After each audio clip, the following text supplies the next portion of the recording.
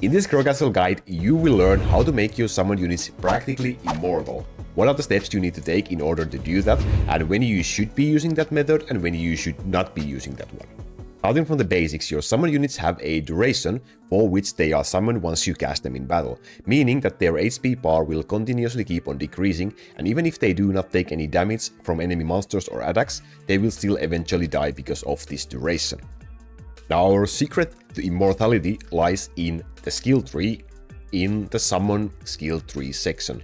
And in here, there is a skill node over here that says summons only once. Now, what this does is that it will give your summon units an HP instead of a timer, meaning their green HP bar during your wave is completely based on their HP and not on timer duration at all.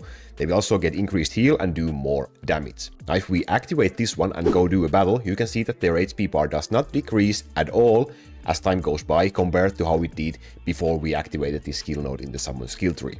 Now, this still leaves us with an issue, because even if they can't die by time, they still can die if they take too much damage from the enemies. And the drawback of using summon only once node is that you can only summon your summoned units once, meaning if they do die from damage, you cannot cast them again from your castle and resummon them, because you can only summon them once. You probably got that by now. So what can we do to help our summon units stay alive longer and making them that practically immortal beings that we want to achieve? And the answer to that lies right next to the summon only once node in the skill tree. So this skill node right below the summon only once gives your summoned units, both leader and hero units, 3% of attack damage leached as HP. If you have this one activated, it will mean that every time those summoned units do damage in battle, so every time they attack an enemy, they will also heal themselves 3% of that attack damage done. So that will help them heal so that they can overcome dying by taking too much damage from the enemies. And there might still be an issue where they just get one-shotted by some super strong attacks, for example like a Dragon Breath or something similar. And the answer to that problem lies right above the summon only once node. So this skill node over here says dead summoned units respawn after 5 seconds. So even if your summon units die, you can't cast them again from your castle. But if you have this skill node activated, they will respawn after 5 seconds if they do die by some sort of an insta-killing attack during your battle. So with all of these three activated, your summoned units will not die by time, they will heal themselves as anytime they deal damage to enemies, and also if they get insta-killed by one-shotting attack, they will respawn after 5 seconds. This basically means they will be immortal units for you to use in your battles. And immortal units are awesome, right? So should you be using this one in every single game mode all the time when you are playing? The answer to that question is no.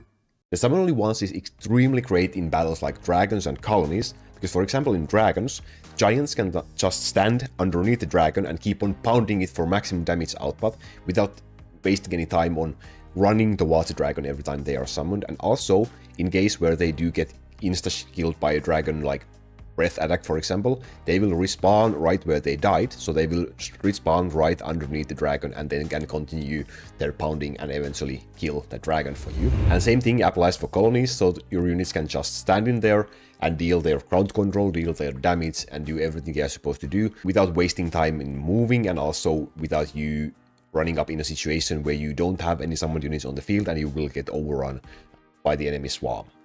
It is also a very great thing to have in your Town Master Hell mode build if you have enough skill points for you to also reach those summon only once nodes in the summon skill tree. And then the place where you should not usually be using that one is your waving build. And the reason for that is because with summon only once, you can only summon your summon units once, meaning you can only have one stack of your units on the field at any given time.